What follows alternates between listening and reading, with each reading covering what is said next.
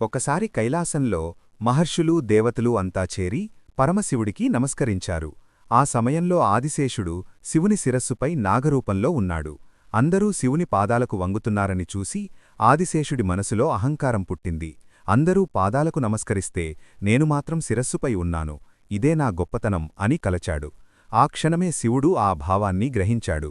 వెంటనే ఆదిశేషుణ్ణి శిరస్సుపైనుంచి కిందకు విసిరేశాడు. భూమిపై పడగానే అతని శతముఖాలు చీలిపోయాయి.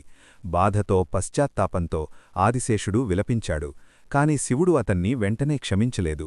దుఃఖంతో వెళుతున్న ఆదిశేషుణ్ణి చూసి నారదుడు అడిగాడు, ఏమైంది? అంతా విన్న నారదుడు ఇలా అన్నాడు, తండ్రి కోపిస్తే కుమారుని శరణు వెతుకు.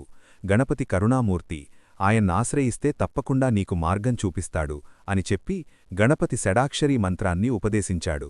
ఆదిశేషుడు ఆ మంత్రాన్ని వేల సంవత్సరాలు తపస్సుగా జపించాడు. చివరికి గణపతి ప్రత్యక్షమయ్యాడు. బాధపడకు నా బిడ్డా, మళ్లీ నిన్ను నా తండ్రి శిరస్సుపై ఉండే భాగ్యాన్ని నేను కల్పిస్తాను అని ఆశీర్వదించాడు. గణపతి శివునితో మాట్లాడి ఆదిశేషుణ్ణి ఇరిగి అక్కడికి చేర్చాడు. కృతజ్ఞతతో ఆదిశేషుడు గణపతిని ఇలా కోరాడు, స్వామీ, నన్ను మీరు కూడా ధరించాలి. అప్పుడు గణపతి చిరునవ్వుతో, ఆ సమయం తప్పకుండా వస్తుంది అన్నాడు. కామెంట్లో ఓం శివగణేశాయ నమః అని తప్పక రాయండి.